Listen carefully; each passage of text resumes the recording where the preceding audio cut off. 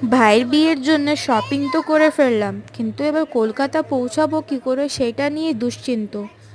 এক সপ্তাহ ধরে ভাবছি টিকিট কনফার্ম হয়ে যাবে, কিন্তু কনফার্ম না হয়ে লাস্টে আজ দেখি ক্যান্সেল হয়ে গেল। আর হাতে মাত্র 2 দিন সময়, আর তৎকালও যদি কাটি ওটাও না হওয়ার বেশি পার্সেন্টেজ। তো এখন ভাবছি আমরা কি করে পৌঁছাই। যদি তৎকালেও কনফার্ম হয়ে যায়, বিয়ের রাত্রের দিনকে পৌঁছাবো, যখন বরযাত্রী বেরোবে তখন পৌঁছি কী লাভ। তো এবার আমরা সবাই ডিসকাশন করে এটাই ভাবলাম ফ্লাইটে টিকিট কেটে আমরা যাব।